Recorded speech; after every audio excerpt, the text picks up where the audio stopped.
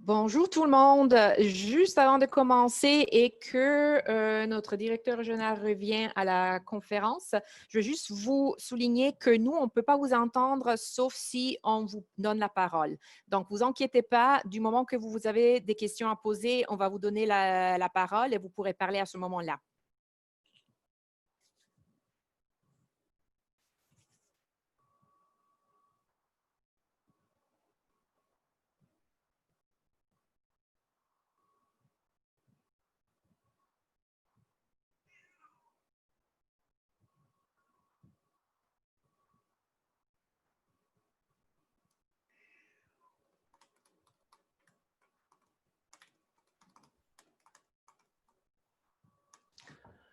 Alors, bonjour à tous et à toutes. J'espère que vous allez bien. Petite information d'ordre général avant de débuter notre session. Comme Monica vient de vous l'indiquer, vous êtes donc tous et toutes par défaut en mode muet présentement. Si vous voulez, on fait ça en fait évidemment pour garder là, la présentation claire et éviter les bruits de retour là, comme il y a souvent quand il y a beaucoup de monde en ligne. Alors, si vous avez des questions à nous poser, ce qui est vraiment le but de la rencontre d'aujourd'hui, vous pouvez utiliser tout au bas de votre écran, vous avez des boutons, hein, vous voyez Q et R ou converser. L'idéal pour nous serait que vous utilisiez le bouton Q et R pour solliciter la parole. Et vous pouvez le faire cependant par le bouton converser si vous préférez. Et Monica, qui va agir à titre de modérateur aujourd'hui, va prendre en note là, tous les gens qui ont des questions à poser et donc, à tour de rôle, elle sera en mesure de vous donner la parole à ce moment-là et vous pourrez poser vos questions auxquelles on espère avoir les réponses. Évidemment, si ce n'est pas le cas, on ira chercher les informations et on vous les fera parvenir là, par la suite. Donc, comme vous le savez, la rencontre d'aujourd'hui est enregistrée. On pourra donc la regarder et d'autres personnes aussi pourront en prendre compte. Monica va également faire un compte rendu des deux rencontres en ligne, donc les questions d'intérêt général là, qui seront peut-être revenues un peu plus souvent, là, on va y répondre de façon écrite également là, pour le bénéfice de l'ensemble des personnes qui ne pourraient peut-être pas se brancher aujourd'hui. Et si jamais on a besoin de tenir d'autres visioconférences les prochains jours ou semaines, là, sans aucun problème.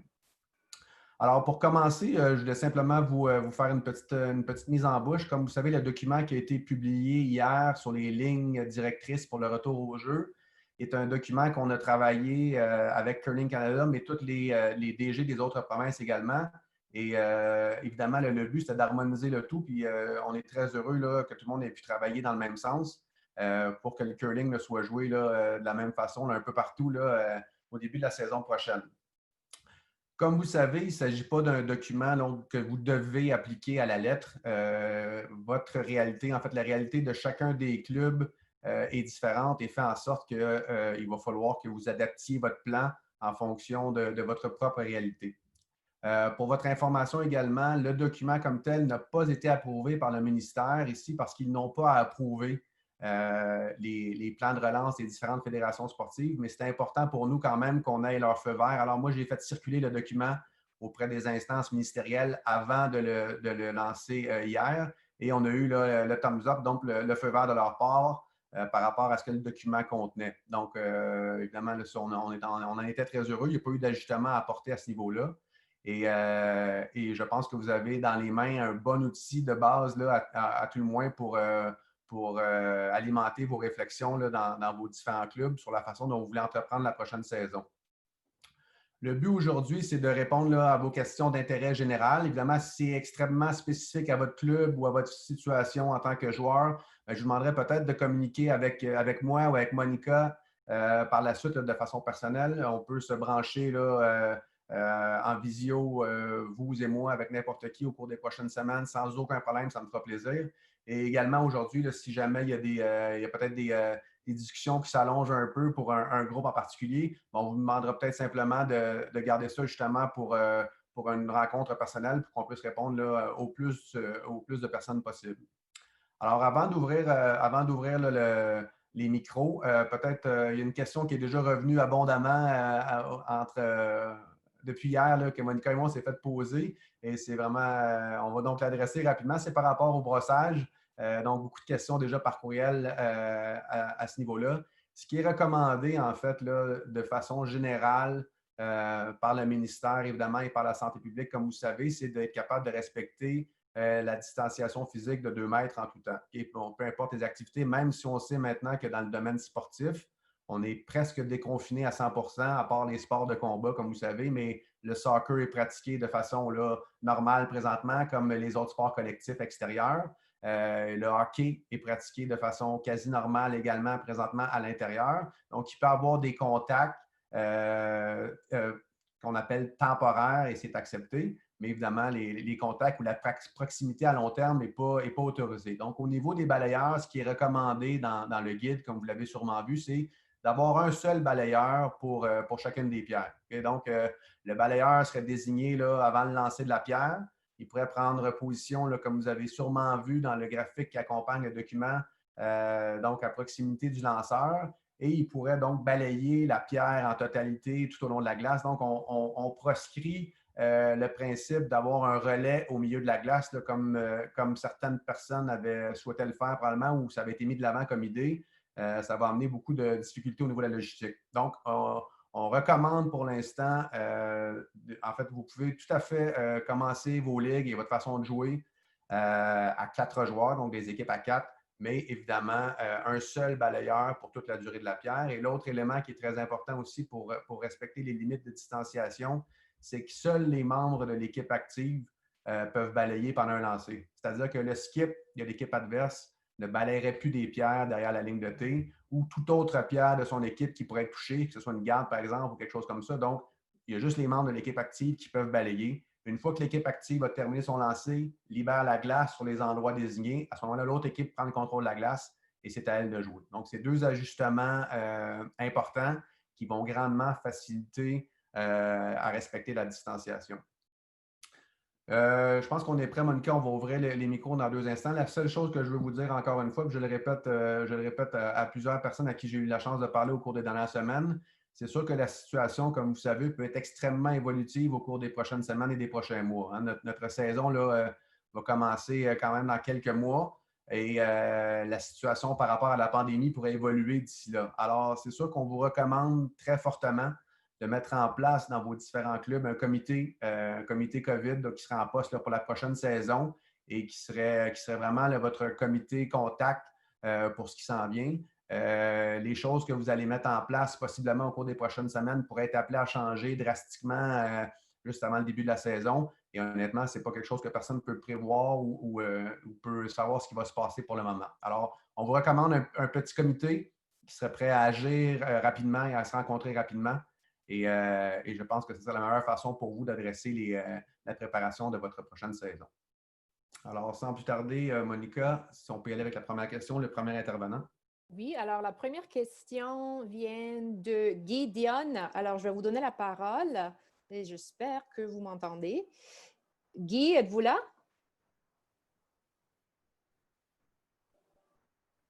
Guy, ça me dit que, en fait, vous avez muté votre ordinateur. Est-ce que vous m'entendez?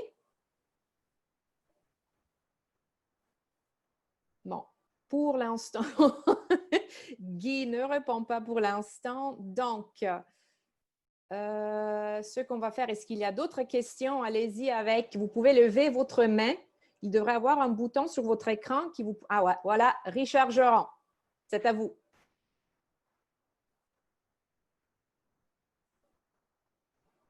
Ben, tout le monde est sur moi. Oui. Voilà. Bonjour, Richard. Bonjour. Est-ce que les vestiaires sont ouverts? Est-ce qu'on a le droit d'utiliser les vestiaires présentement? Excellente question, Richard. Officiellement, vous avez donc le droit d'ouvrir les vestiaires si vous êtes capable, encore une fois, de respecter les règles de distanciation. C'est-à-dire qu'il y a toujours une distance de 2 mètres entre les personnes. Ça peut être extrêmement compliqué, Richard, comme tu peux te l'imaginer, dans certains clubs où il y a juste une porte d'accès pour les vestiaires et où il n'y a pas nécessairement d'accès des vestiaires directement aux glaces. Donc, encore une fois, Richard, c'est un problème à adresser pour chacun des clubs en fonction de votre réalité. Pour votre information, présentement, dans le cas du hockey, par exemple, qui est un sport pas mal plus compliqué au niveau de l'équipement, donc on demande aux jeunes d'arriver habillés au complet ou aux participants, simplement mettre les patins dans le fond, une fois rendu à l'aréna et les gens vont sur la glace, donc pour limiter le temps dans les vestiaires et encore une fois dans tous les vestiaires de hockey, et on vous recommanderait la même chose pour le curling, c'est d'avoir des endroits désignés pour les joueurs et les joueuses avec des espaces de distanciation très bien marqués au sol. Mais donc, pour répondre à ta question de façon générale, Richard, ce n'est pas proscrit, mais ça peut apporter un problème logistique supplémentaire pour vous si vous décidez de le faire. Est-ce que ceci répond à ta question, Richard? Oui. Oui, c'est bon? Oui. Ben, OK, super. Alors, merci. Et alors là, on passe à Lauriane Leclerc, qui est aussi sur muet. Oui, Voilà. est-ce que vous m'entendez? Oui, tout à fait. Très, très bien. Vas-y, Lauriane. Parfait. J'avais une question. Dans le fond, dans la section championnat, on mentionne qu'on peut amener un 5e joueur, mais que derrière la vitrine, seulement une personne par équipe va être autorisée. Donc, si on a un 5e joueur et un entraîneur, où est-ce que la personne supplémentaire va être, dans le fond?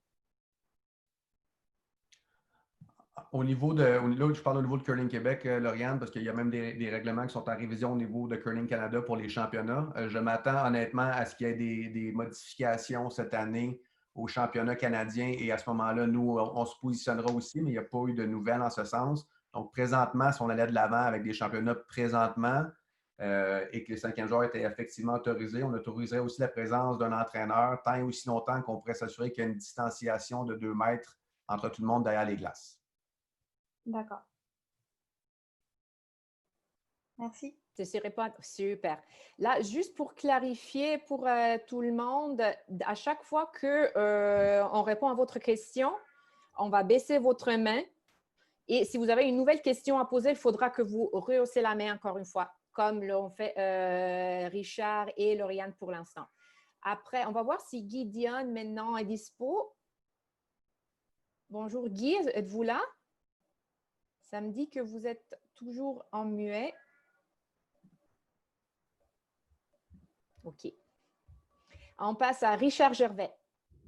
Alors, juste un instant. Richard, est-ce que vous nous entendez? Vous pouvez poser votre question. Oui, bonjour tout le monde. Bonjour Marc-André. La réglementation provinciale, là, si je ne me trompe pas, est un regroupement de 50 personnes assises. Est-ce qu'il y a eu des changements sur cette réglementation-là provinciale?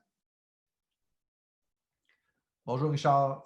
Non, effectivement, pour l'instant, ce qui est autorisé, c'est 50 personnes assises. Dans le cas du curling, j'ai posé la question, entre autres, aux gens du ministère, et il est possible de différencier la partie jeu de la partie bar pour l'instant. Donc, ça peut vraiment être considéré comme deux éléments physiques, deux établissements distincts. Donc, il pourrait y avoir des joueurs sur la glace et des joueurs à l'intérieur. Et donc, techniquement, là, dans les plus gros clubs, je pense à nos 2 clubs de 6 pistes, par exemple, au Québec, on pourrait avoir une quarantaine de joueurs sur la glace puis une quarantaine de joueurs à l'intérieur, tant aussi longtemps que ces gens-là ne se côtoient pas. Donc, comme tu l'as mentionné, Richard, je pense que c'est ta sous-question. Le puzzle et le battement entre le moment où les gens vont quitter la glace pour entrer dans la section bar de votre club.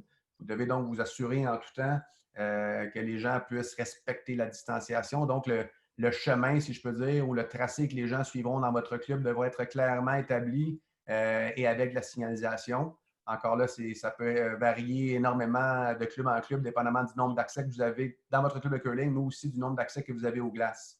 Et pour la section bar, effectivement, selon les règlements en place actuellement, les gens doivent être assis et à une distance de 2 mètres. On a vu là, récemment qu'est-ce qui s'est passé. Vous avez vu dans les nouvelles, excusez-moi, tout ce qui s'est passé dans les bars présentement. Donc, on recommande évidemment fortement au club de curling de respecter cette règle pour l'instant. Donc, des places assises à 2 mètres.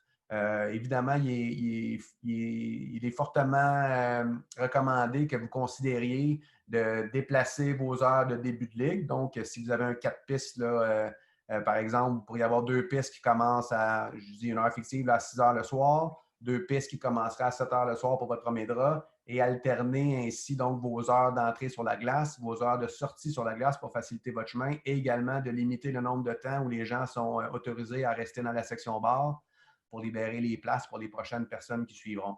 Donc, c'est évidemment toutes des choses à considérer là, pour vous en fonction de la réalité de votre club. Est-ce que ça répond à ta question, Richard? Oui, merci beaucoup. De rien. Super. Là, alors, on passe à Yves Morissette. Allô, Yves?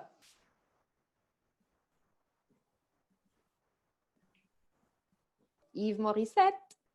Oui, est-ce que tu m'entends? Oui, tout à fait. OK, bonjour à vous deux. Bonjour. J'aimerais revenir sur le balayage. On parle d'un brosseur et le deuxième brosseur ne peut pas prendre le relais à mi-chemin. Par contre, est-ce que le skip qui est dans la maison pourrait s'avancer, exemple, jusqu'à la ligne de cochon et prendre le relais du balayeur pour compléter le balayage de la pierre? La recommandation, Yves, à ce niveau-là, c'est non. Okay? Parce qu'il va falloir, là, si on fait si on commence à faire des zones tampons, des zones où il y aurait un relais, c'est presque inévitable à un moment donné que les deux balayeurs, le skip vienne rejoindre l'autre, à un moment donné, le temps que le relais se fasse, on n'assurerait pas la distanciation. Un, et deux, ça serait compliqué aussi à monitorer là, pour les organisateurs de ligue, entre autres. Alors, la recommandation de base, c'est un seul balayeur pour la durée du lancer, et ça jusqu'après la ligne de T. Donc, si par exemple, Yves, tu étais le balayeur désigné pour l'équipe pour le lancer, même quand les pierres passeraient la ligne de T, on recommanderait que le skip de l'équipe active ne balaye même pas, mais que le balayeur balaye donc toutes les pierres de A à Z là, pour éviter tout problème.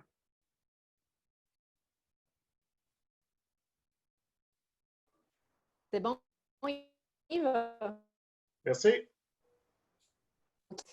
Avant de continuer, je veux juste faire une petite remarque pour nos participants qui sont anglophones. Hello to everyone. We have received a few questions concerning the language the discussions and the language they will be taken in. So if you do have a question and you feel comfortable asking your question only in English, please feel free to do so. And we will do our best to translate into French as we move along. Similarly, if there are any questions and answers that are being discussed in French now that you would like to be translated into English, please also raise your hand and we will do the best we can in this as we go along. OK? Maintenant, on passe à Guy Brisson. Guy, vous êtes là? Oui, je suis là. Oui, bonjour. Bonjour tout le monde. Dans le document de Curling Canada, on suggère d'envisager de repousser la programmation pour les jeunes. J'aimerais savoir quel est l'avis de Curling Québec par rapport à cette suggestion. Merci.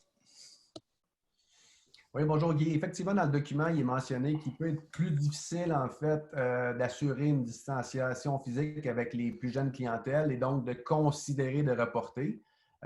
Présentement, le Guy, à la lumière de ce qui se passe dans le sport là, amateur en général et considérant là, que les écoles vont toutes réouvrir en septembre à peu près au début de nos saisons, on ne pense pas que c'est nécessaire de repousser nos programmes juniors, peut-être juste de prévoir vraiment là, beaucoup d'éducation auprès des jeunes au début de la saison et tout au long de la saison pour les inciter là, à garder de la distanciation. Mais je pense qu'honnêtement, comme on sait, la nature de notre sport fait en sorte qu'on a beaucoup de place sur les glaces, souvent pour moins de personnes que dans beaucoup d'autres sports. Alors, c'est facilement réalisable. Donc, pour l'instant, Guy, à la lumière des informations qu'on a actuellement, on ne vous recommande pas de suspendre là, vos programmes juniors, bien au contraire, mais simplement peut-être faire preuve de beaucoup d'éducation au début de la saison auprès de vos jeunes participants. Il y a une question avant de poursuivre, Monica, dans le chat. Il y en a peut-être qui ne peuvent pas prendre la parole. Alors, je regarde rapidement également là, une question de Claude par rapport au port du masque, si c'était rendu obligatoire, si ça pourrait dispenser les clubs de maintenir la distanciation. Dans un contexte de sport et de loisirs, là, on vous recommande fortement de faire en sorte que la distanciation soit respectée en tout temps. Okay? C'est vraiment là, la règle de base qui est prônée également par le ministère en ce moment. Nous, on a eu des rencontres, là, tous les DG provinciaux avec Sport Québec et le ministère à maintes reprises cet été. Et je vous dirais que c'est vraiment la règle d'or de base là, si on veut éviter des problèmes avec qui que ce soit. Donc, si on peut respecter la distanciation, évidemment, de le faire en tout temps. Je pense que dans le cas de notre sport, c'est quelque chose qu'on peut appliquer assez facilement, comme je vous dis, peut-être en modifiant nos horaires, mais on ne vous recommanderait pas de favoriser le port du masque au détriment de la distanciation. Super, Claude. J'espère que ceci répond à votre question. Sinon, veuillez lever la main et puis on va faire le suivi avec vous. Et puis là, alors, on a Michel Villeneuve. Michel, vous êtes là?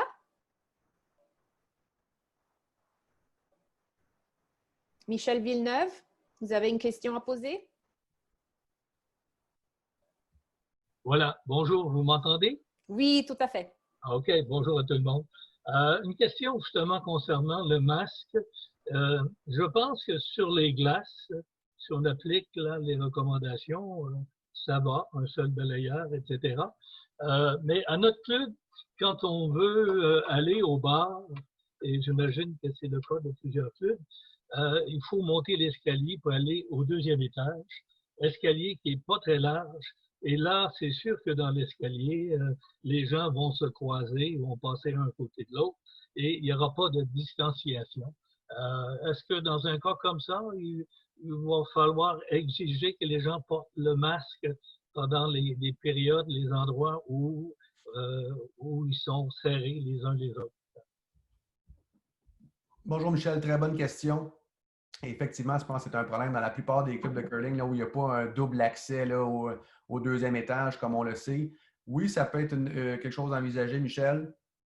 L'autre option qui peut également être envisagée, si vous en avez la possibilité, c'est d'adapter votre cage d'escalier, donc de la couper en deux avec un plexiglas, OK, et vraiment d'avoir un côté qui monte, un côté qui descend. Ça peut être une option également qui serait envisageable pour vous et qui pourrait en fait là, tenir compte des règles en vigueur présentement.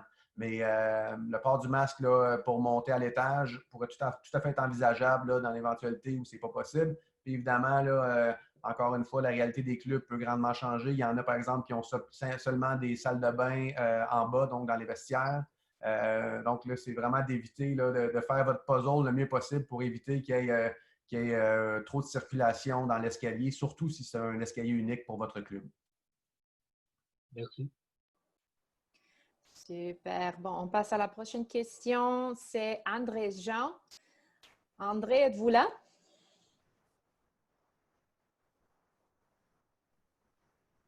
Allô, André? André est encore sur muet, Monica. Je vois André en Ouais. bas. Ah, ça y est. Oui, Voilà. Bonjour, André. oui, bonjour. Vous avez répondu à une partie de mes questions concernant le masque. Maintenant, là, depuis hier, on parle beaucoup de l'obligation possible que le gouvernement mette le masque obligatoire dans les lieux fermés publics. Est-ce qu'une glace va être considérée comme un lieu public fermé et la section salle de réunion par la suite, la même chose, si jamais le masque est obligatoire? C'est une excellente question, André. Je me suis posé la même chose hier. Honnêtement, à cette on ne le sait pas. Donc, est-ce que les endroits sportifs, les centres sportifs, par exemple, vont avoir un statut particulier si le port du masque est obligatoire? Honnêtement, pour l'instant, on ne le sait pas. Donc, excellente question et à suivre, honnêtement, là, mais aucune idée pour l'instant. Merci. De rien, désolé, mais le plus rapidement possible, évidemment, là, que ça va être annoncé parce que là, je pense que ça va venir de façon incessante. Évidemment, là, on va être en pourparlers. Là, je vais communiquer avec le ministère directement pour voir quel est le statut pour nos clubs à ce moment-là. Puis le plus rapidement possible, on vous le laissera savoir à l'ensemble pour que vous puissiez adapter vos plans de relance le cas échéant. Merci beaucoup. De rien. Alors, on passe à Christian Roy. Vous avez une question, Christian?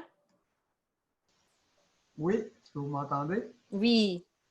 En fait, je veux savoir, dans tout ce qui est proposé ou suggéré dans le document, qu'est-ce qui est vraiment recommandé? Comment distinguons la recommandation de l'obligation? Est-ce que la seule obligation, c'est le respect du 2 mètres ou ça peut devenir, après quelque chose peut devenir des obligations à suivre pour les clubs de curling?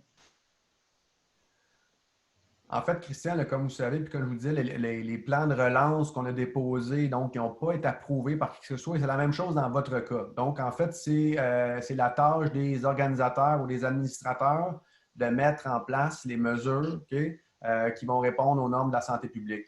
Et ça, c'est pas juste pour le curling, c'est pour l'ensemble des sports. Donc, évidemment, là, je pense qu'ils ont pris la position que chaque environnement était tellement différent que ça aurait été impossible par sport ou pour l'ensemble des sports, d'exiger des recommandations communes. Je pense qu'il ne serait pas arrivé et il y aurait trop eu de demandes de dérogation. Alors, c'est pour ça qu'il n'y a rien, dans le fond, il n'y a rien d'obligation, outre, comme vous savez, le respect de la distanciation de 2 mètres, de s'assier des respects de l'hygiène de base. Mais en fait, c'est votre mandat, et on est là pour vous appuyer évidemment, mais c'est votre mandat de mettre en place le plan qui va fonctionner là, pour votre club. Donc, il n'y a pas d'obligation, mais on doit se conformer, dans le fond, aux règles de base de la santé publique, là. Comme vous savez, pour l'instant, c'est bon, c'est assez vague, là, mais c'est bien, en ce sens que c'est la distanciation, des règles d'hygiène importantes en place. On pourra parler, là, je suis sûr qu'il y en a parmi vous, la question va venir, je n'ai pas adressé encore, là, mais par rapport à la question des assurances et les autres volets qui pourraient toucher là, votre prochaine saison. Mais comme je vous dis, ce qui est important, c'est d'avoir en place un plan solide là, pour votre propre établissement. OK, merci. De rien. Merci à vous, Christian. Et maintenant, on passe à Johnny. Johnny, vous êtes là?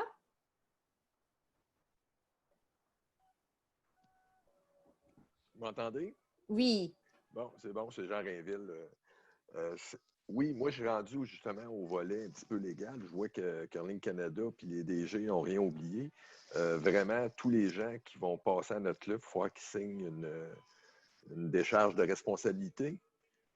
Il faut que ça va faire partie du comité ad hoc, comme il parle.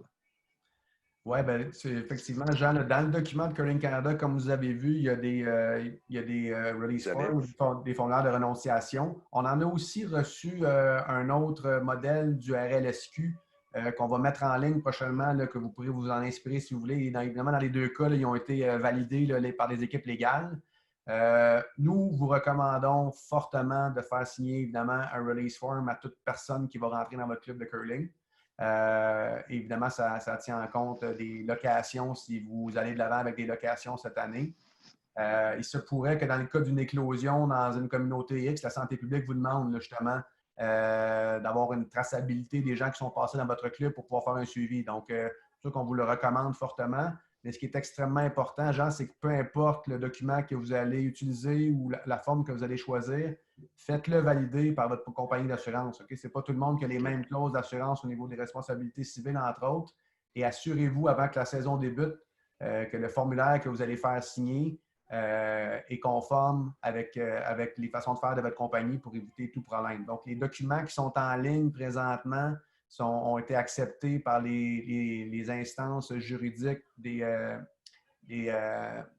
organisations. Donc, celui qu'on a mis pour Curling Canada a eu le feu vert, dans le fond, des avocats de Curling Canada, mais aussi de reprendre l'assurance. Mais ça ne serait pas nécessairement le cas pour tous les clubs qu'on nous a dit. Alors, attention particulière à ça, mais oui, on vous recommande fortement de faire signer un release à tout le monde et, comme je vous dis, là, de le faire valider à l'avance. En plus de ce release-là, il y aurait un cahier des gens qui sont au club de telle heure à telle heure, que si jamais il y avait une éclosion, la santé publique puisse les contacter. Oui, je pense qu'un registre journalier serait assez, là, à ce moment-là, là, pas obligé d'y aller à toutes les heures, Jean, mais effectivement, un registre des gens qui ont passé dans le club à la journée serait intéressant. C'est sûr qu'au niveau des membres, c'est pas évident. Un membre qui joue dans 3 ligues, est-ce qu'il va signer un release 3 fois dans la semaine? S'il veut rentrer ses glaces. Pardon? Si on ne laisse pas le choix, il va le signer. On se conforme en général pour pouvoir aller à l'épicerie, on fait la file, etc. Là. C'est pour la sécurité de tout le monde aussi. Là, exactement. Honnêtement, je pense que globalement, si on est tous plus sur le côté sécuritaire qu'autre chose, on va juste tous travailler ensemble, ça va mieux aller.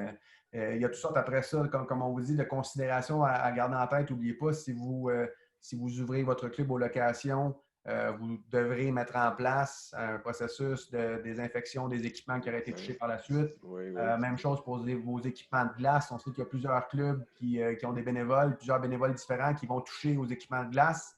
Les nippers, les machines à pebble, comment ça fonctionne dans votre club. Donc, c'est toutes des puzzles que vous devez adresser, mais si un équipement quelconque est touché, bien, il faut que ce soit désinfecté si on veut être dans les règles de l'art. Donc, à garder en tête également quand vous ferez votre planification. Très bien, merci. Merci, Jean. Super. On passe maintenant à Mario. Mario, est-ce que vous êtes là? Oui, bonjour. Bonjour. Bonjour, Mario Schiller du Club de curling de Boucherville. Premièrement, félicitations à toutes les personnes qui ont participé à l'élaboration du document. La qualité, le niveau de détail est exceptionnel. Félicitations encore une fois. J'ai une petite question concernant les championnats. On dit tous les joueurs peuvent être testés avant la compétition. J'aimerais savoir sur quelle base va être prise la décision de tester ou de ne pas tester et est-ce que le pouvoir de l'appliquer va être pris en charge par l'arbitre en chef qui va être présent aux compétitions.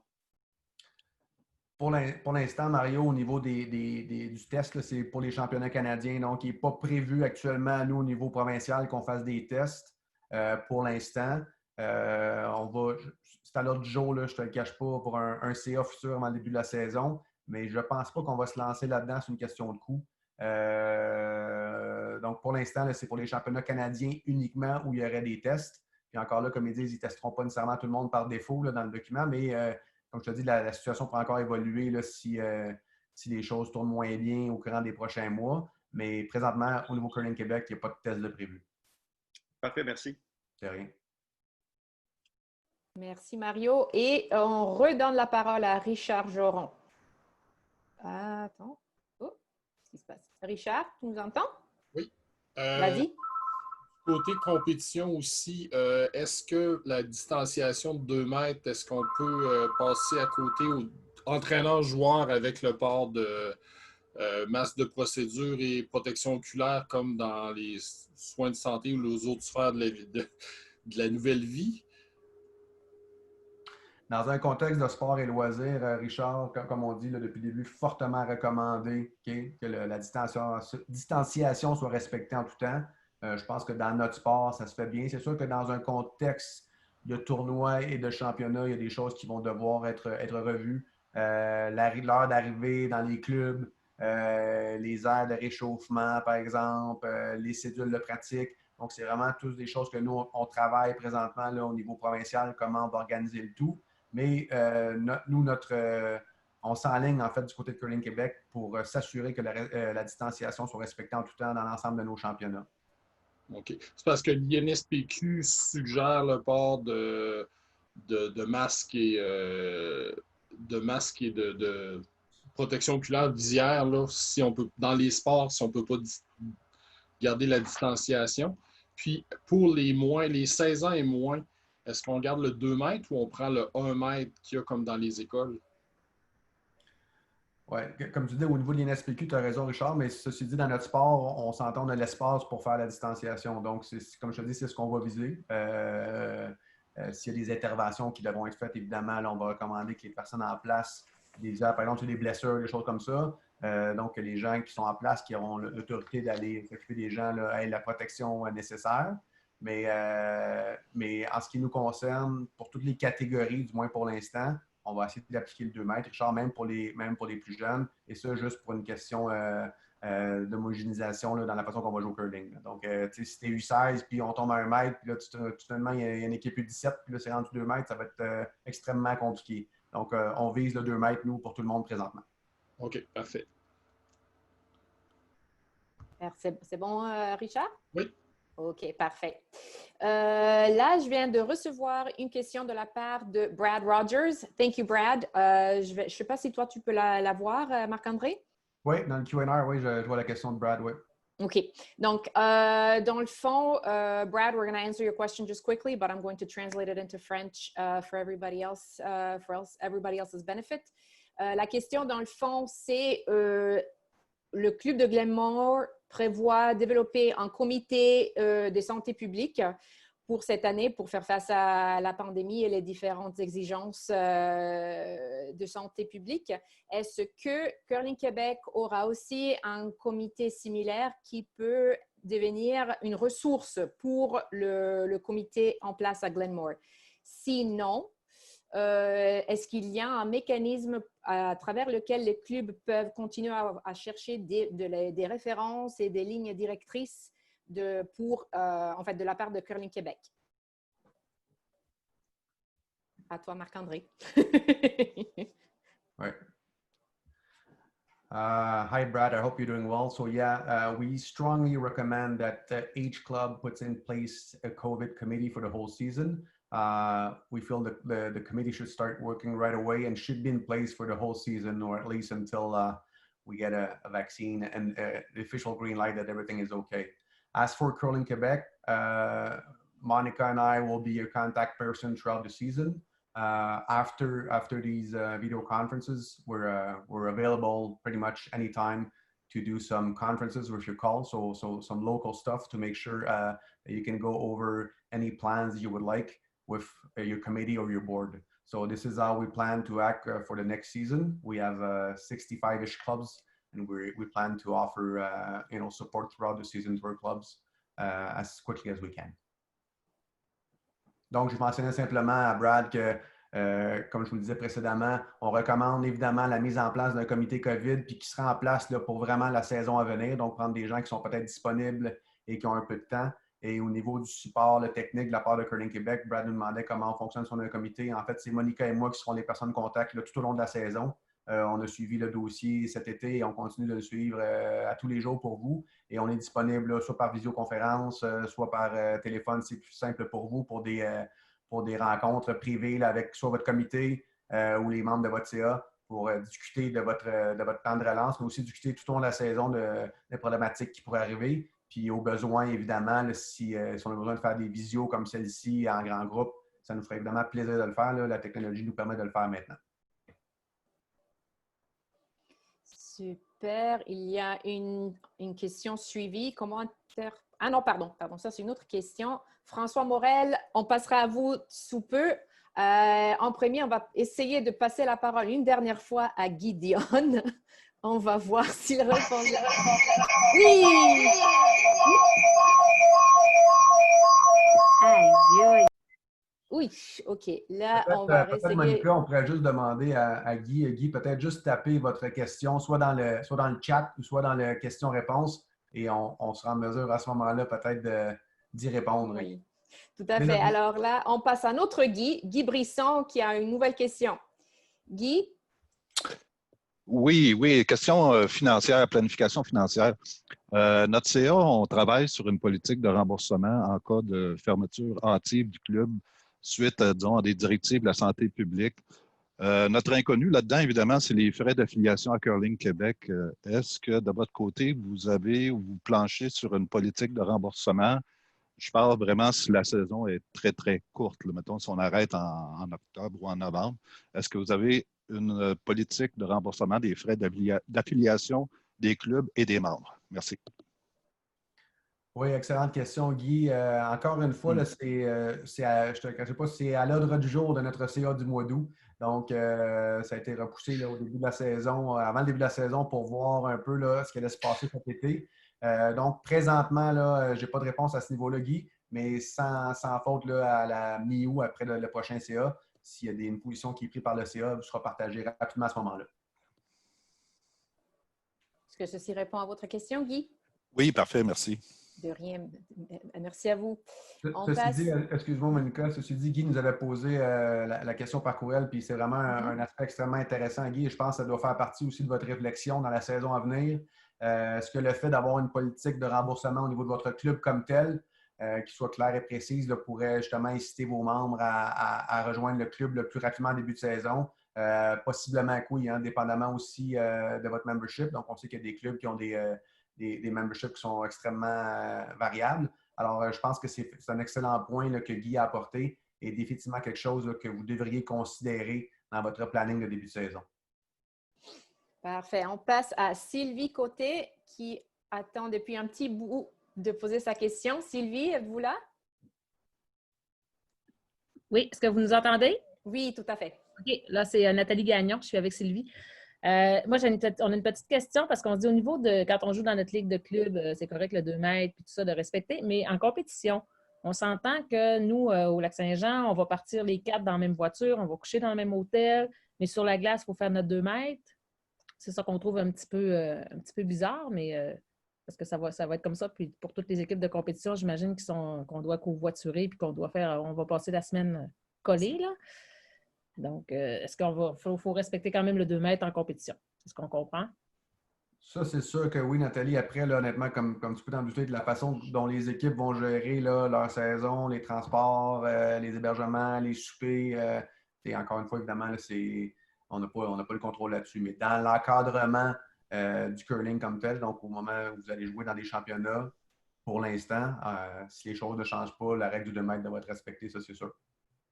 Parfait. Ça répond à votre question, Nathalie? Oui, c'est beau, merci. De rien. Là, il y avait François Morel qui a posé une question par écrit. Comment interpréter le texte de l'annexe 3.7G lorsqu'il est stipulé? J'indemnise l'organisation de toute action. Là, Je vais le prendre, je pense que c'est par rapport au release. Annexe oui, 3. c'est une des... Donnez-moi un instant, je veux juste me rendre au document.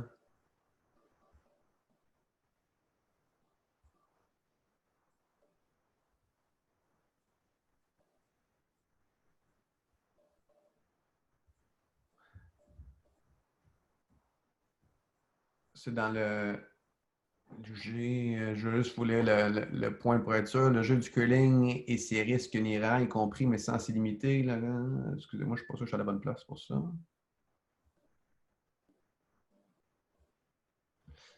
Non, moi, dans l'annexe 3G, je n'ai pas la même chose que notre question. Ah, moi, c'est ça ici.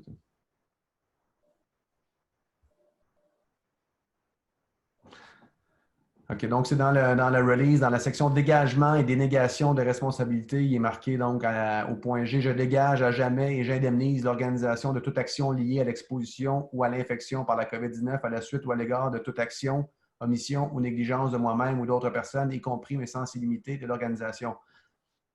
Je suis désolé, je ne suis pas sûr de comprendre le sens de votre question, de comment l'interpréter. C'est évidemment dans la forme du release d'indemniser, donc que le club ne puisse pas être tenu responsable si quelqu'un était mis en contact avec le virus dans le cadre des activités dans le club. Donc, je pense juste que ça fait partie du release. Si c'est une cause avec laquelle vous n'êtes pas à l'aise, je pense qu'encore une fois, vous pouvez en discuter au niveau du club, mais c'est ce que j'en comprends évidemment. Là. OK. François, vous m'enverrez un autre message si ceci ne répond pas à votre question. Vous avez besoin d'autres informations relatives à ça. Là, on passe à Michel Villeneuve encore. Michel, c'est à vous. Oui, bonjour tout le monde. Vous m'entendez? Oui. Bon, excellent. On est à veille, on a un CA là, la semaine prochaine et après on va envoyer une lettre aux membres pour la saison 2020-2021, une lettre d'invitation. Et est-ce qu'on peut relativement faire des représentations qu'ils vont être à même de pratiquer le curling, le sport qu'ils aiment, de façon assez sécuritaire avec les nouvelles normes qu'on va appliquer? Ça, c'est ma première question. La deuxième question, si vous me permettez, c'est on a plusieurs membres, une bonne proportion, qui ont 65 ans et plus, et on craint que plusieurs membres vont peut-être s'abstenir de jouer cet automne ou attendre qu'un vaccin soit trouvé. Donc, notre membership, on s'attend qu'il y ait une baisse significative, on ne sait pas combien ça va être, 30-40%. Et on se demande, sur le plan financier, on a fait l'application pour le CUEC. Bon, on attend des nouvelles, là, c'est un prêt. Mais je voulais voir si Curling Québec, vous pensez que le gouvernement du Québec va arriver avec son programme pour aider les clubs de curling financièrement. Réponse à la première question, Michel, pour ce qui est d'informer vos membres quant à la pratique du curling, ça peut être fait de façon sécuritaire. Je pense que sans contredit, oui. Comme je vous dis, là, une fois que les gens sont entrés sur vos glaces, dépendamment encore une fois là, de l'accès que vous avez et comment vous allez céduler l'entrée sur les glaces, je pense qu'il n'y aura aucun problème pour respecter la distanciation et même plus. Donc, avec de simples marquages au sol de base, on peut indiquer avec des pastilles, par exemple, aux joueurs et aux joueuses là, où se tenir et à quel moment. Et je pense que rapidement, là, après un bout ou deux en début de saison, tout le monde va comprendre très bien où aller et respecter les règles sans aucun problème. Donc, de ce côté-là, pour vrai, aucune inquiétude de notre côté pour ce qui est de la pratique du jeu comme tel. Pour ce qui est de comment les gens vont se sentir par rapport au retour au club, vous avez raison. Je pense qu'il peut y avoir des populations ou des groupes, excusez-moi, de membres qui pourraient être fragilisés à l'idée de retourner. Il y a des clubs qui ont déjà commencé, surtout ailleurs au Canada, à faire des sondages auprès de leurs membres, donc à communiquer avec eux pour connaître leur intention par rapport à la prochaine saison. Le taux de réponse qu'ils ont eu, ces clubs-là, est apparemment très bon pour l'instant, donc c'est favorable. Est-ce que ça va être la même chose ici? Honnêtement, là, on verra. Mais ça peut être une action que vous pouvez décider d'entreprendre à court terme pour avoir une idée un peu de quoi votre membership aura l'air. Mais je pense que si le club a en place un plan solide là, au niveau de la façon de discuter des parties, les gens, comme on le sait, ne sont pas nécessairement obligés de rester après non plus s'ils ne se sentent pas confortables. Mais après là, pratiquement un an rendu là, plus de 6 mois de pandémie et de confinement, je pense que les gens ont besoin aussi qu'on leur propose des activités qui sont saines et sécuritaires. Alors, moins d'inquiétude de ce côté-là, je vous dirais, mais comme vous, là, honnêtement, on a hâte un peu de voir la réponse des gens en début de saison, qu'est-ce que ça va donner. Je pense, là, en toute transparence, que ça va grandement dépendre de l'état de la situation de la pandémie à ce moment-là, là. Donc, si les choses continuent à bien aller au niveau statistique au Québec, je pense que ça va avoir une incidence directe sur la participation, mais au contraire, si les choses vont moins bien, ça pourrait effectivement là, être problématique. Et on sait la réalité de nos clubs et les coûts que ça engendre de partir de la saison. Donc, c'est évidemment toutes des choses à considérer pour vous. Pour ce qui est de l'aide financière provinciale, honnêtement, à ce stade-ci, je ne pense pas. Et il n'y a rien qui nous a été dit là, de la part du ministère qui irait en ce sens, là. Donc, au niveau des aides spéciales, il n'y a rien qui a été annoncé en ce sens-là, comme vous savez. Je ne m'attends pas, malheureusement, là, mais je ne veux pas qu'on vive dans un monde utopique non plus. Là, je ne m'attends pas à ce qu'on ait des annonces en ce sens-là d'aide spéciale pour des clubs de curling. Pas actuellement, du moins. Michel, est-ce que ceci répond à vos questions? Oui, très bien. Je vous remercie beaucoup. Mais de rien. Là, on passe à François Morel parce que peut-être qu'il a une question de suivi à la question qu'il avait posée avant. François, êtes-vous là? Est-ce que vous m'entendez là maintenant? Oui, François, bonjour. Parfait. Oui, bonjour. La question tantôt, je dégage à jamais et j'indemnise l'organisation. Est-ce que ça veut dire que la personne peut être appelée à payer une indemnité si c'est lui qui rentre le COVID, exemple, là, à l'intérieur du club? Donc, la question, c'est j'indemnise l'organisation, c'est la personne qui va indemniser l'organisation? Est-ce qu'il va être appelé à payer éventuellement? Est-ce que les assurances vont couvrir ça? C'est ça ma question, là. Bien, dans le sens du release, François, la personne libère le club de toute responsabilité, là. Donc, le release est signé envers le club là, uniquement. Évidemment, la personne, tout le monde, dans le fond, doit s'engager à ne pas avoir de symptômes, comme vous savez, pas être en contact avec personne, là, comme on sait maintenant. Mais c'est vraiment là, donc une indemnisation, c'est vraiment un release envers le club comme tel, là.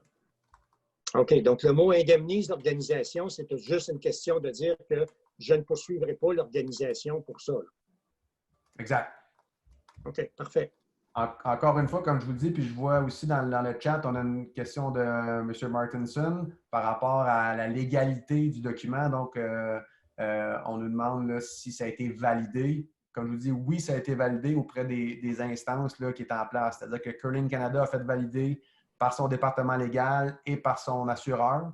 Et pour un championnat canadien, donc, ce release-là serait valable et serait effectif. Ce n'est pas nécessairement le cas pour toutes les compagnies d'assurance parce que, comme vous savez, les clauses peuvent changer, puis spécialement quand vient le cas des clauses par rapport à des virus. Donc, il peut y avoir des clauses dans les différentes compagnies d'assurance qui varient énormément. Alors, comme je vous dis, je pense que l'important, c'est d'avoir un release en bonne et due forme, mais de le faire valider par votre compagnie d'assurance pour être sûr que vous avez le feu vert avant le début de la saison. Je profite, Monica, pendant que je suis sur le Q&A pour répondre à la question de Jacques Marziali par rapport aux chiffres. Il est mentionné également dans le document, comme vous avez vu, effectivement, que la manipulation des chiffres là, pour nos tableaux de pointage pourrait devoir amener à de la désinfection. C'est vrai. Donc, tout ce qui est touché devrait être désinfecté. Gardez ça en tête, OK? Donc, le pile ou face de début de partie peut très bien être fait par cellulaire. Okay? Il y a des applications qui existent. Il y a des applications qui existent également pour le pointage que vous pouvez utiliser. Il y a toutes sortes de choses à considérer. Une des choses que nous, on a commencé à plancher, entre autres pour les parties de ligue, c'est que vous pourriez, par exemple, prédéterminer les équipes qui auraient le marteau au premier bout. C'est-à-dire que l'équipe qui aurait le marteau pourrait rentrer sur la glace en premier, par exemple, faire une glissade ou 2 glissades chaque membre de l'équipe. Les gens pourraient aller se positionner après de l'autre côté de la ligne de T. L'autre équipe, qui n'aurait pas le marteau, pourrait rentrer à ce moment-là, faire ses glissades de façon sécuritaire et le match pourrait débuter sans que personne n'ait évidemment à se côtoyer. Donc, c'est toutes des choses que vous pouvez considérer. Mais donc, l'équipement, tableau de pointage, l'équipement de location, comme on a mentionné, l'équipement pour la glace, c'est toutes des choses que si elles sont touchées, soyez sûr d'avoir un protocole qui est très rigoureux par rapport à votre façon de désinfecter par la suite. Et l'autre question là, qui revient aussi assez souvent, c'est la question des pierres. Donc, comme on sait, pendant le match, des fois, on peut pouvoir échanger des pierres parce qu'on a trouvé soudainement la pierre miracle qui va nous amener au bouton à chaque fois. Donc, si on recommande évidemment ultimement de ne pas faire d'échange de pierres dans un match parce que celles-ci auront été désinfectées avant le début du match. Encore là, c'est une décision que vous avez à prendre au niveau du club. Si vous décidez d'autoriser le changement des pierres, il faut qu'il y ait un protocole d'hygiène, en fait, de désinfection au moment du changement. Donc, c'est toutes des choses à tenir en compte. Et finalement, également, juste parce que ça m'a été posé ailleurs et je pense que c'est important, on recommande évidemment fortement de ne pas avoir de bouts supplémentaires dans vos ligues la saison prochaine, de sorte que votre horaire pourra être respecté. Considérez également cet aspect-là là, dans votre planification. Oui, merci. Là, avant de passer, on a encore quelques questions qui s'en viennent, mais je veux refaire un petit retour aux questions de la légalité des formulaires, des release forms, parce que je voulais juste confirmer, Marc-André, j'aimerais que tu confirmes, parce qu'on a reçu aussi une question via chat. En fait, là, on parle beaucoup du release form qui est inclus dans l'annexe du document de retour au jeu de Curling Canada. Mais comme tu as mentionné avant, Marc-André, il y a aussi un document que nous n'avons pas encore eu l'opportunité de partager avec vous tous, qui s'en vient de la part du réseau de Loisirs et Sport Québec. Alors, est-ce que ce document-là, par exemple, est-ce qu'il a été validé par des équipes légales? Et est-ce que ça s'adresse de façon plus spécifique, peut-être pas au curling, mais aux lois et aux recommandations en place au Québec? Oui, effectivement, Monica, le document a été préparé par le regroupement de Loisirs et Sport Québec, qui, comme vous savez, chapeaute là, toutes les fédérations sportives. Donc, il a été approuvé par leur département légal. Il est plus succinct, vous allez voir, que celui de Curling Canada. Et c'est un document combiné, c'est-à-dire pour les personnes mineures et majeures également. Donc, ça peut être le même document que vous utiliserez. Encore une fois, par exemple, toujours la même chose, si vous décidez d'aller de l'avant et d'utiliser ce document-là, faites-le valider par votre compagnie d'assurance juste pour vous assurer que tout est beau de votre côté. Mais de prime abord, il a été avalisé par le service juridique du RLSQ. OK, merci. Et là, je vais passer en anglais parce qu'on a reçu des questions à ce sujet en anglais. So, Daniel and Judy, I see that you have asked similar questions about this. So, to summarize, the documents within the Curling Canada Return to Play guidelines have been validated at for a legal level, but concerning national championships. So not necessarily at the local level and definitely not for the club level. So we encourage you to contact your insurance companies, the Curling Club insurance company, to make sure that you are covered using that waiver of liability. And if not, that they suggest how you can be to ensure that you are covered.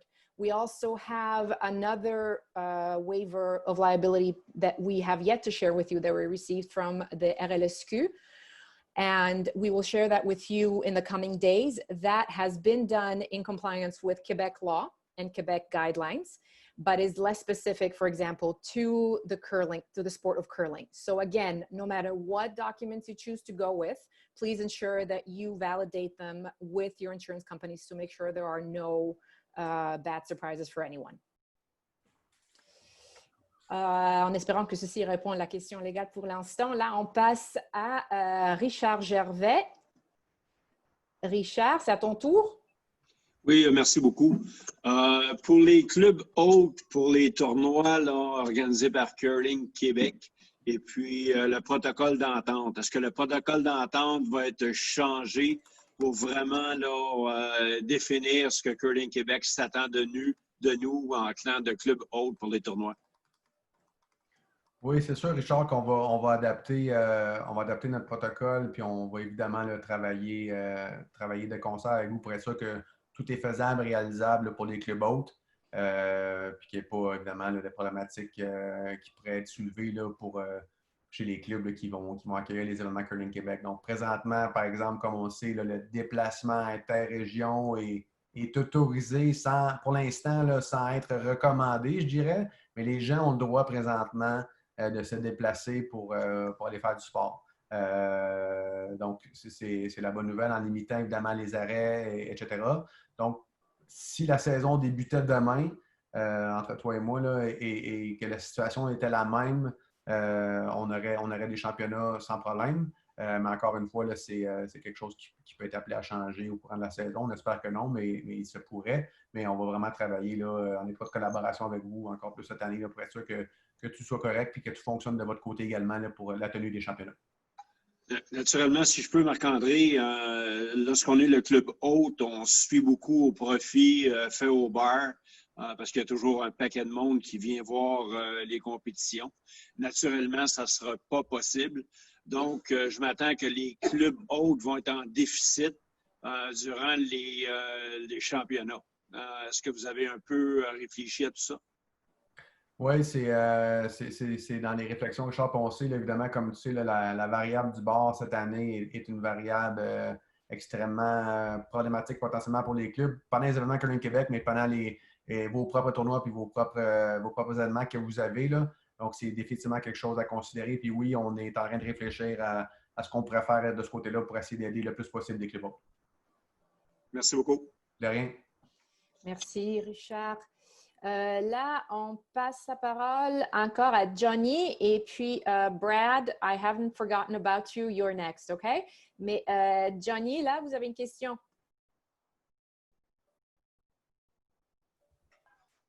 Bon, c'est bon, on m'entend.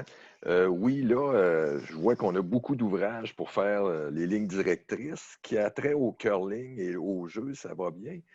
Moi, mes questions sont surtout du côté de la salle et du bar.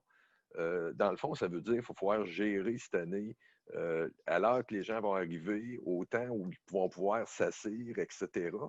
Puis, il y a tout. Mes questions portent tout sur. On ne pourra pas avoir comment dire, le fois que nos serveurs aient une visière, comme quand on va dans un restaurant, puis ces choses-là. Hein. Avez-vous un peu plus d'informations pour ça ou dans les prochaines semaines, êtes-vous capable de nous en donner un petit peu plus sur les façons d'opérer? J'ai quelques amis restaurateurs, je peux poser des questions, mais si vous pouvez nous aider là-dedans. Là. Parce qu'il y a toute la désinfecter les lieux après que les gens soient assis, tout le côté du ramassage des verres, des bouteilles, ainsi de suite. Là. Oui, effectivement, beaucoup de choses à penser, Jean. Puis, si on pense excuse-moi l'anglicisme, mais au setup qu'il y a au habituellement, on sait qu'il y a beaucoup de tables collées, beaucoup de chaises collées, puis beaucoup de monde qui regarde le curling chez vous. Fait qu'effectivement, vous allez avoir un beau travail, un beau puzzle à faire. Mais oui, ce qu'on recommande, c'est vraiment, Jean, pour respecter le plus possible les règles en place, c'est de vraiment prévoir, là, je te dirais, un chemin que les participants vont adopter là, de la moment qu'ils rentrent au club au moment qu'ils sortent. C'est-à-dire que si ton match de ligue commence à 6 heures, on arrive au club 15 minutes à l'avant, là, je te dis par exemple, mais on arrive au club 15 minutes à l'avant et pas avant. Un endroit désigné pour chaque piste et chaque couleur pour laisser les sacs si les vestiaires sont ouverts ou non. Comment on rentre sur la glace, okay, comme je t'ai dit, là, par exemple, l'équipe qui n'a pas le marteau, ça va bien. Comment on sort des glaces, puis là, le moment du bar, c'est le moment à gérer, effectivement. Mais pour l'instant, effectivement, on a des permis de bar et ou resto dans nos clubs de curling, donc il faut suivre la réglementation qui est en vigueur pour ça. C'est-à-dire qu'effectivement, les employés doivent porter... là, avant, c'était le masque et la visière obligatoire, mais on se rend compte que partout que c'est l'un ou l'autre dans ce qu'on voit. Alors, c'est toléré, je pense, on peut le dire, là, un ou l'autre pour l'instant, mais les employés devront effectivement le porter. Et après, là, par la façon que vous allez gérer votre niveau d'efficacité, encore une fois, Jean, ça va être un peu à chaque club de le mettre en place. Mais je pense que le plus rigoureux vous allez pouvoir être, le mieux. OK. Puis si jamais comment dire, les réglementations changeaient, là, plus de 50 personnes, vous allez nous tenir au courant là-dessus? Oui, ça, c'est ça. Tout ce qui pourrait là, changer, qui va toucher notre sport, on va en être informé rapidement, c'est sûr. Je ne te cache pas qu'on garde un œil très attentif sur ce qui se passe dans la situation des arénas parce que ça nous ressemble beaucoup, là. Le hockey va commencer un peu avant nous. Ben, en fait, le hockey a recommencé à des glaces, mais il ne se passe pas grand-chose autre que sur des glaces présentement. Mais on garde un œil attentif sur ce qui va se passer là-bas. Puis je pense que ça va nous pister également, nous aussi, là. Mais effectivement, tout changement de réglementation ou tout amendement qui pourrait vous toucher de près ou de loin, là, vous sera communiqué le plus rapidement possible, c'est sûr, c'est sûr, c'est sûr. Parce que comme chez nous, c'est important. Là, on pense au tournoi 4 bouts qu'on fait en fin de saison. On voulait le reprendre en début de saison, mais à 32 personnes à l'heure, ça va être impossible là, présentement, comme c'est là. Il faudrait être capable d'accueillir au moins 100 à 150 personnes dans le club là, pour réussir. Fait qu'avec les distanciations, on oublie ça. Oui, en ce c'est moment, parti remise. les gros tournois, là, c'est effectivement que ça serait extrêmement compliqué à organiser présentement, tout à fait. Merci. De rien, Jean. Marc-André, je te laisse répondre maintenant en direct pour la question de Brad, qui, là, je vais juste traduire vite pour, en fait, en français parce que la question a été posée en anglais. Là, c'est une question à propos de l'équipement et tout ce qu'il faut pour désinfecter les clubs, pour assurer que tout le monde ait accès à une masque. En fait, ça sera des commandes, on va dire, assez volumineuses. La question, donc, est-ce que Curling Québec a planifié d'acheter tout cet équipement et tous ces outils en masse ou en grand volume, en fait, pour avoir des prix meilleurs et plus avantageux et de les vendre ensuite au club? Ou est-ce que tout achat est à la discrétion des clubs? C'est une excellente question, effectivement. On a considéré, évidemment, de faire l'achat en masse, mais comme vous pouvez le constater, ça serait impossible de prévoir un peu quelles seraient les quantités souhaitées. Donc, on a commencé des démarches avec Monica auprès de certains fournisseurs potentiels pour voir s'il y avait moyen de faire des commandes groupées. Encore là, on vous donnera plus d'informations là, très prochainement à ce niveau-là, mais les commandes là, seront faites là, par les clubs directement en fonction de vos besoins. Le Curling Québec ne deviendra pas là, un distributeur d'équipements désinfectants parce que ce serait honnêtement impossible pour nous à gérer. Puis après, il faudrait aussi assurer l'expédition dans les différents clubs. Donc, on va essayer de trouver des solutions qui pourraient être facilitantes pour vous. Est-ce que ça va être moins cher ou non? On l'espère évidemment, puis on vous communiquera les informations que nous, on aura à ce moment-là. Mais l'idée de faire un achat général pour tout le monde, ce n'est pas quelque chose qu'on va retenir pour l'instant. Brad aussi, là, en fait, il a proposé, est-ce que Curling Québec pourrait créer un compte chez un fournisseur et les clubs peuvent utiliser le même compte? Là, en fait, we'll have to see, Brad. Faudra voir, on va s'informer, on va se renseigner. Mais pour l'instant, prenez pour acquis que c'est à discrétion des clubs d'aller chercher tout l'équipement nécessaire. Brad, in case that wasn't clear, we are looking into it.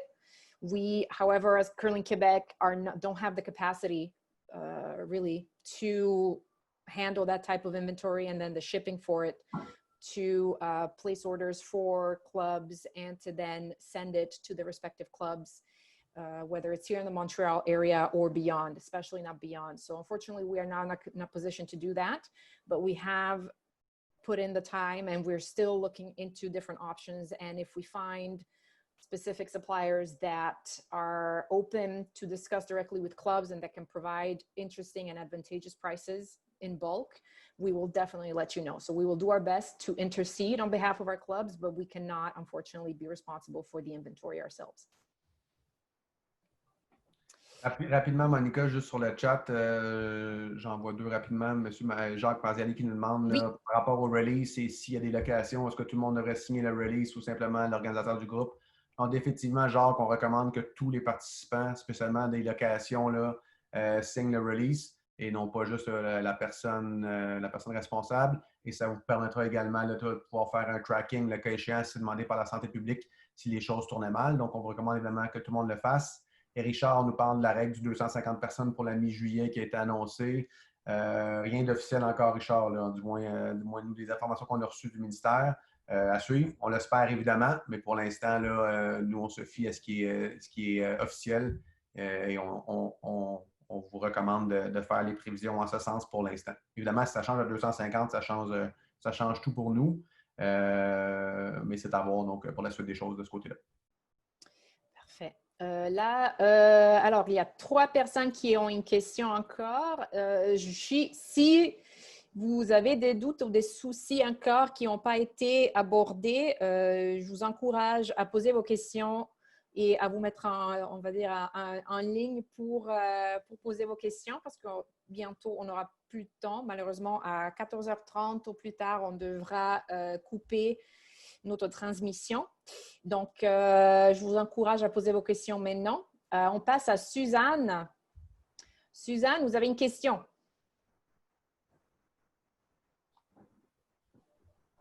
Suzanne Cournoyer, vous êtes là? Oui, bonjour, on vous entend. Oui, bon, je voulais vous remercier pour votre initiative pour la vidéo d'aujourd'hui, pour la conférence d'aujourd'hui. C'est vraiment apprécié. Merci. La question, c'est concernant justement la suite des choses au niveau de l'information à donner à nos membres. Est-ce que ça serait possible? C'est sûr que là, on a su assez récemment qu'on aurait ça aujourd'hui. Et je n'ai pas pu rejoindre tous mes membres pour leur proposer d'écouter ou de répondre, de poser leurs questions. Donc, est-ce que c'est possible d'organiser une autre vidéo conférence et qu'on pourrait inviter nos membres, s'ils ont des questions, se joindre à nous? C'est ça ma question. Pour la suite, d'ici le mois de septembre. Oui, mais merci beaucoup, Suzanne. Effectivement, ça a été très vite au cours des derniers jours, vous avez raison. Et nous, le gros problème qu'on avait, honnêtement, c'était de recevoir, je ne vous cache pas, la version finale française du document et ensuite, non pas de la faire approuver, parce que ce n'est pas le cas, mais on voulait, comme je vous disais précédemment, avoir le green light du ministère. Ça a été très vite dans les 2 cas, à notre grand bonheur. Donc, on a été capable de rendre le document disponible là, en même temps que tout le monde et de tenir les rencontres rapidement. Effectivement, Suzanne, s'il y a des demandes pour d'autres visioconférences, ça va nous faire plaisir, que ce soit en grand groupe comme aujourd'hui ou vraiment là, de façon ciblée pour votre propre club. Donc, si un club, là, évidemment, je lance le message à tout le monde, ça va être un petit peu notre conclusion, mais je le répéterai tantôt. Mais si votre club, soit en comité ou soit en CA, aimerait discuter de votre plan de relance ou discuter de quoi que ce soit par rapport au début de la prochaine saison, avec Monica et moi, faites-nous signe là, par courriel et on arrangera là, une séance avec vous, personnelle, avec le plus grand des plaisirs. Merci beaucoup. Sinon, Monica, corrige-moi, mais je pense que la visio de ce soir peut être revue, d'aujourd'hui, peut être revue sur YouTube, hein, c'est ça? Tout à fait. En fait, on est présentement en diffusion directe sur Facebook. À la fin de cette visioconférence, en fait, on l'a enregistrée et on pourra la rendre disponible à vous de façon publique, soit par YouTube, soit par Facebook. C'est juste question là, pourvu que c'est la première fois qu'on utilise cette fonctionnalité du visioconférence pour un grand nombre de participants. Je ne suis pas sûre quand on pourra avoir l'enregistrement prêt. Ce n'est pas à moi, en fait, ça c'est pas moi, c'est juste une question, je crois que le software doit, en fait, il y a des étapes pour que l'enregistrement soit prêt et à être téléchargé et puis ensuite publié sur YouTube et sur Facebook. Donc, je veux dire au début de la semaine prochaine ou plus tard, mais peut-être que ça sera avant. Et de toute façon, on communiquera les détails avec tous les participants. Donc, vous recevrez un courriel de suivi sans doute. Et on publiera d'autres informations sur notre site, sur Facebook, etc. aussi. C'est bon pour vous, Suzanne? Oui, merci beaucoup. De rien. La Guy Brisson, c'est à vous. Oui, merci. Je reviens au brossage. Est-ce que les nouvelles règles, là, est-ce que ça va être intégré dans des addendos, des annexes, des règlements généraux du curling? Je pense surtout aux pénalités en cas de non-respect des nouvelles règles. Là, si le capitaine, dans un élan de passion, il s'avance puis il va balayer une pierre qui est un petit peu trop forte de l'équipe adverse, est-ce que pour le début de la saison, pour être sûr que tout le monde applique les règles et les pénalités de la même façon, est-ce qu'il y aura quelque chose de peut-être écrit plus sous forme de règlement à ce niveau-là? Merci. Honnêtement, je ne suis pas sûr, Guy, c'est une bonne question. Pour vrai, ça n'a pas été soulevé là, à date au niveau des opérations là, de Curling Canada avec les autres provinces. C'est sûr qu'on s'entend qu'on est dans une situation un peu inusitée. On s'attend à ce que tout le monde là, mette un peu d'eau dans son vin et collabore là, au bon déroulement du jeu. Peut-être qu'une mise à jour là, temporaire là, sera nécessaire. J'en prends bonne note, Guy. Je vais faire un suivi là, auprès de mes collègues dans les autres provinces. Et puis, le cas échéant, si c'est jugé que c'est intéressant de faire une mise à jour, on le fera évidemment et on le fera savoir. Ceci répond à votre question, Guy? Une partie, en tout cas. Ouais. Oui. Non, c'est parfait. J'aurais juste un petit point rapide. Oui. OK, ça concerne dans le document de Curling Canada, à la dernière page, il y a comme une illustration qui montre un peu la chorégraphie des joueurs une fois qu'ils ont lancé puis tout ça. Mais je pense que pour les clubs, un aspect qui est quand même assez important, là, c'est la majorité des joueurs vont enlever le claque, ils vont la mettre à une place, ils vont changer de balai pour un stabilisateur. Fait qu'il y a aussi toute la chorégraphie pour aller récupérer tes équipements, reprendre ta position. Puis je pense aussi, quand le capitaine et le troisième échangent de position, souvent le capitaine, il fait 2 allers-retours parce qu'il veut revoir la maison. Fait qu'il y a toute aussi une chorégraphie à planifier, puis peut-être avoir des endroits peut-être pour déposer nos équipements en bordure de glace pour ne pas faire toujours des allers-retours vers les bancs d'arrière, si on veut. Oui, tout à fait, Guy. C'est un point qui est extrêmement important. Là, puis c'est sûr que c'était mentionné. Là, sans aller trop dans le détail, là, dans le document, là, on y avait pensé évidemment quand ça a été pondu, mais là, on ne veut pas faire toutes les étapes une par une parce que ça ne finirait plus là, au niveau du puzzle graphique. Mais oui, c'est à considérer. Puis je pense aussi qu'il va y avoir un travail, Guy, de sensibilisation à faire auprès des joueurs et des joueurs cette année de limiter le plus possible là, nos déplacements sur la glace quand ce n'est pas nécessaire. Donc, il y a des allers-retours peut-être qu'on peut éviter. Et il y a peut-être certaines manies qu'on a, certains joueurs et joueuses avant de lancer ou dans notre façon de jouer là, qui devront être adaptés là, pour le bénéfice de tous, encore une fois. Là. Parfait. Merci beaucoup pour la conférence. Mais de rien, Guy. Merci de votre participation et vos questions. Alors là, on passe. Je suis en train de répondre à une question de Paul Lacoste qui, en fait, demande est-ce que si on prévoit en résumé à envoyer à vos membres. En fait, là, je pense qu'on part en résumé de cette visioconférence et la réponse est oui. Ce sera mon travail, en fait, ce sera de réécouter notre conversation et de transcrire toutes les questions et les réponses présentes et puis de partager ça dans un document compréhensif. Là, on va attendre quelques jours encore pour commencer ce travail parce qu'on a une autre visioconférence ce soir à 19h30. Donc, il y aura peut-être ou bien sûr d'autres questions à ajouter à cette compilation, on va dire, à ce résumé. Donc, la réponse est oui. On va partager une liste de questions et réponses les plus fréquentes. Et si ce document ne répond pas à toutes vos questions, vous pouvez toujours faire un suivi en privé avec Marc-André et moi. Donc, la réponse est oui, mais il faudra peut-être attendre jusqu'à la fin de la semaine prochaine.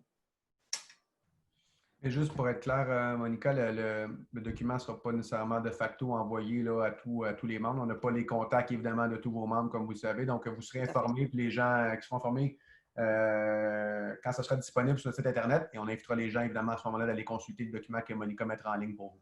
Oui, tout à fait. Et de toute façon, ce qu'on va faire, ce sera d'informer tous les participants des visioconférences recevront en tout cas une mise à jour à propos de la publication de ce document. Donc, à partir de là, ce sera à vous après de partager avec qui vous pensez serait intéressé. On passe pour l'instant maintenant à ce que je pense est la dernière question. Donc, on revient à Johnny. Oui. Concernant, là, vous parliez peut-être 250 personnes là, à mi-juillet ou même après, Mais si la distanciation est toujours de mise, peu importe, là, souvent nos salles ne peuvent pas contenir ça avec la distanciation. Oui, c'est pour ça, Jean, comme je disais tantôt, pour l'instant, moi, je ne travaille pas avec cette variable-là. OK? Donc, 250 personnes, on verra. Si l'industrie du spectacle a commencé, n'a pas recommencé, est-ce qu'ils vont être plus touchés que nous par cette mesure-là? Je n'ai aucune idée pour l'instant. Puis, je n'ai pas eu d'information quelconque de la part du ministère en ce sens. Donc, pour l'instant, comme je vous dis, nous, on travaille avec le 50. C'est ça qui est en place. Si jamais ça s'assouplit favorablement, ben, on verra comment ça nous touche. Là, mais attendons pour le 250 avant de faire des plans en ce sens-là. Parfait, merci beaucoup. De rien. De rien, super. Bon, là, Marc-André, je pense que là, c'est votre dernière opportunité pendant cette visioconférence. Ah non, ouais, je savais, il y en avait un autre.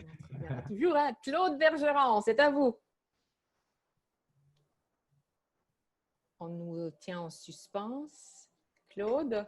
Claude est toujours sur muet. Ouais, voilà. M'entendez-vous? Oui. M'entendez-vous? Oui. Oui. Oui, merci. Concernant le nombre de personnes auxquelles on a droit dans le club, je sais présentement c'est 50, mais on parle aussi de 250. Mais il faut aussi référer à notre permis de bar. C'était clairement indiqué pour faire un club de curling avec un bar, le nombre de personnes permises dans le club. Donc, je pense que même s'ils permettent 250, dans notre cas, c'est quelque chose qui n'est pas possible. C'est seulement que maximum 219. Puis je crois que ça s'applique possiblement à tous les clubs qui ont un permis de la Régie des alcools. Oui, tout à fait, Claude. Bon point. Effectivement, là, le 250 serait une règle d'ordre général, mais qui ne permettrait pas, évidemment, de dépenser la capacité légale de votre établissement. Là. Donc, tout à fait. Mais comme je vous dis, là, pour le 250, là, attendons qu'il y ait des annonces favorables. Le cas échéant, là, on fera les représentations qu'il faut auprès du ministère pour être sûr qu'on a les bonnes informations pour vous. Et puis, on vous les communiquera là, à ce moment-là. Et si c'est le cas, ben, on vous aidera évidemment à adapter à ce moment-là. Mais ça pourrait faciliter les choses grandement. On a Richard qui revient à la charge avec son 250, je pense. Je pense que oui. Claude, est-ce que ceci répond à votre question, à votre souci? Oui, merci beaucoup. De rien. Oups, alors là, en fait, je me suis trompée. Pardon, André. Là, je voulais juste... Richard, vas-y. Oui, de toute façon, c'est ça. Si on prend 2 mètres entre chaque participant, j'ai fait un petit calcul rapide, ça prend 2 équipes de 4, ça prend 108 pieds carrés pour 2 équipes à 2 mètres de distance. Fait qu'on ne pourra pas avoir 200 personnes dans une salle.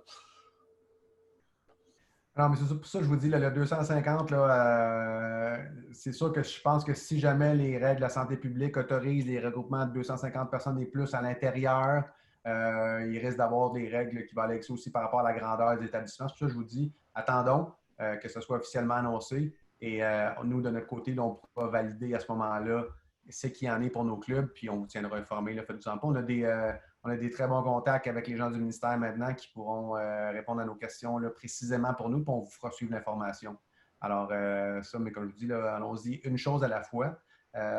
Pour l'instant, là, je pense que 14h20, je vais juste profiter de l'occasion pour vous remercier beaucoup de vos questions. S'il y a quoi que ce soit entre-temps, si vous avez des questions auxquelles on n'a pas pu répondre ou si vous avez des questions suite à la rencontre pour lesquelles vous avez besoin de réponses, vous pouvez nous communiquer avec nous par courriel en tout temps, évidemment. Et comme je vous le disais, on est plus que disponible pour faire des rencontres personnalisées avec vous et vos clubs là, quand vous aurez entamé vos discussions. Mais je pense que vous avez en main les éléments là, importants pour mettre en place votre plan là, qui pourra fonctionner. Et comme je vous dis, l'élément de base qui est extrêmement encourageant, du moins à nos yeux présentement, c'est que la pratique du curling peut très bien se faire là, actuellement avec ce qui se passe, ce qui n'était pas nécessairement le cas il y a quelques semaines, je vous dirais. Donc, notre optimisme est beaucoup mieux maintenant.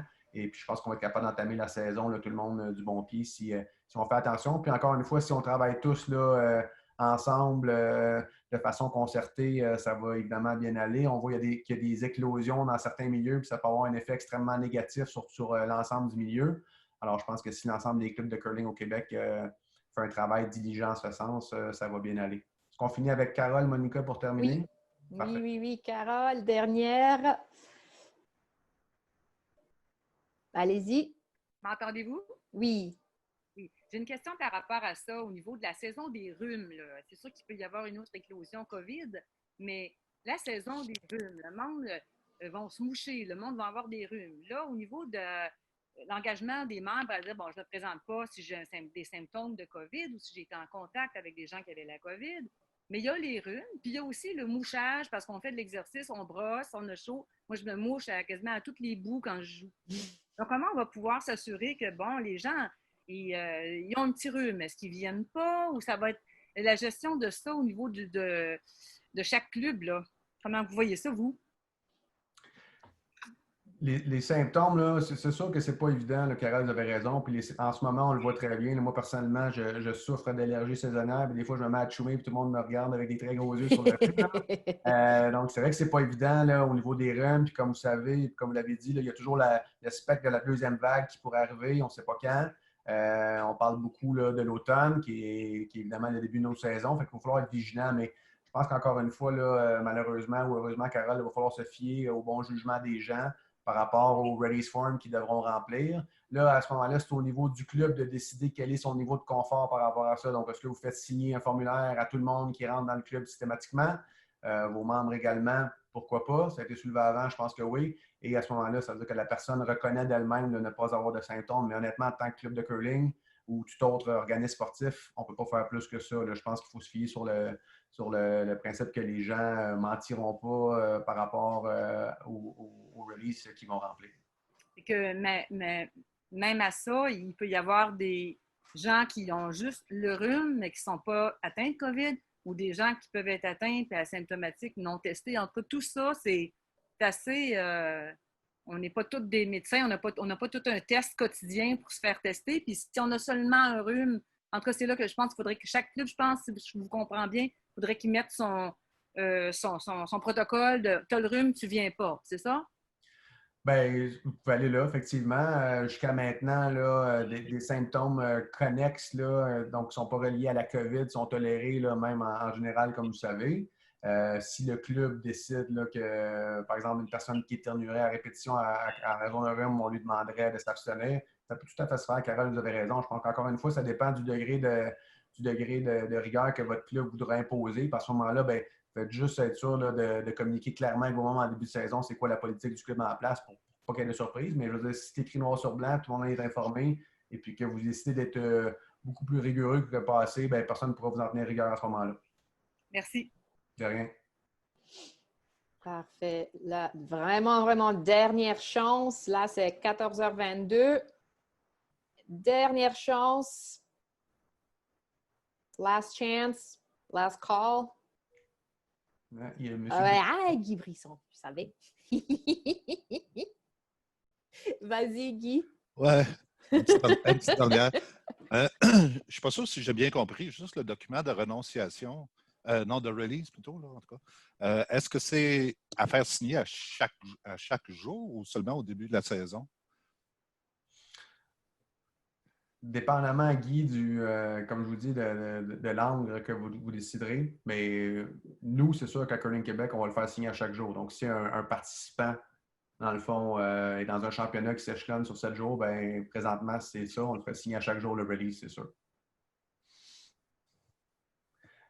L'idée, Guy, c'est que la situation peut changer grandement d'un jour à l'autre, comme vous savez. Donc, un membre de votre, par exemple, si vous décidez de le faire signer seulement une fois par semaine, un membre qui joue dans la Ligue du lundi pourrait revenir au club le vendredi, mais il aurait peut-être eu un souper le mercredi avec des gens qui revenaient de voyage. J'extrapole évidemment, mais d'où l'idée de refaire signer le release à chaque fois pour des raisons légales. Donc, s'il s'est passé quelque chose avec votre membre entre deux sessions au club, et qui aurait été en contact avec des gens qui avaient la COVID et qui lui-même maintenant aurait pu le donner à d'autres. Si votre release n'a pas été signé, mais là, à ce moment-là, possiblement que votre club, au niveau légal, pourrait avoir des ennuis là, si une personne qui le contractait décide de revenir contre vous légalement. Donc, pour éviter tout problème, nous, on vous recommanderait, dans la situation actuelle, de le faire signer à chaque fois que les gens rentrent au club. OK, mais est-ce que tu parles du document de renonciation ou la déclaration de conformité qui est l'annexe 2 du document? J'ai de la misère à faire la différence. Moi, j'avais l'impression que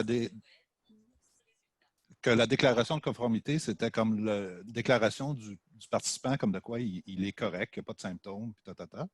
Puis l'autre, c'était plus un désengagement par rapport à poursuivre le club pour X raisons.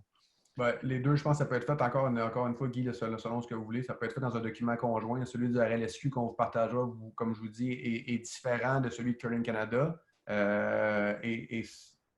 ne veux pas être plate quand je dis ça, mais c'est vraiment à vous de décider qu'est-ce que vous allez décider de faire. Là, je vois dans le chat, là, Guy, qui parle de la gestion du papier qui va être important.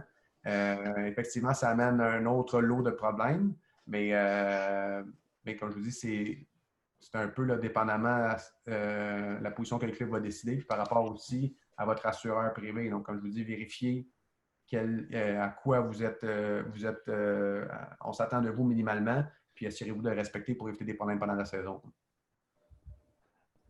Parfait, merci beaucoup. Oui. Je suis désolé si des fois, on n'est pas aussi précis que vous le souhaiteriez, mais honnêtement, il y a beaucoup de zones grises encore, comme vous pouvez l'imaginer. Puis dans les différentes rencontres qu'on a aussi avec Sport Québec et le ministère, il y a énormément de zones grises. Même les sports là, qui ont déconfiné, les sports d'été en ce moment qui sont repartis, il y a souvent des questions auxquelles même nos instances publiques n'ont pas de réponse. Donc, moi non plus, je n'ai pas les réponses à tout. J'aime mieux, quand ce n'est pas sûr, j'aime mieux vous le dire.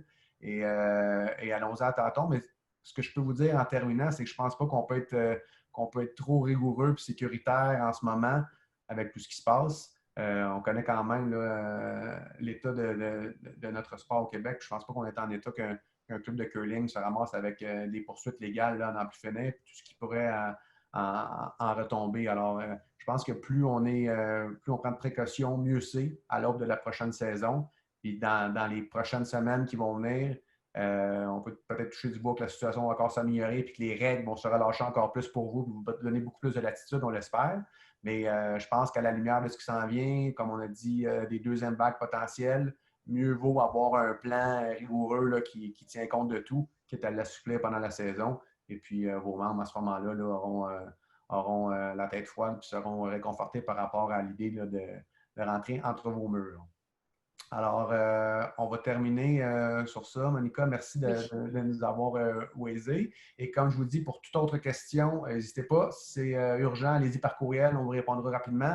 Et si vous souhaitez organiser une rencontre avec nous, là, personnelle avec votre club pour discuter de choses plus spécifiques, ça nous fera plaisir. Encore une fois, le plus simple pour l'instant, c'est encore de communiquer avec nous par courriel, puis on vous reviendra rapidement là-dessus. Alors, merci beaucoup. Et si vous avez d'autres questions, vous pouvez vous brancher ce soir à 7h30. C'est ça que j'allais dire. C'est ça que j'allais dire. Rien ne vous empêche de vous joindre à nous encore ce soir à 19h30. Donc, si on voit qu'il y a une grande demande, ce qu'on va faire, c'est de planifier d'autres rencontres. Mais pour l'instant, c'est aujourd'hui et on espère avoir répondu à tous vos soucis, aux questions pour l'instant.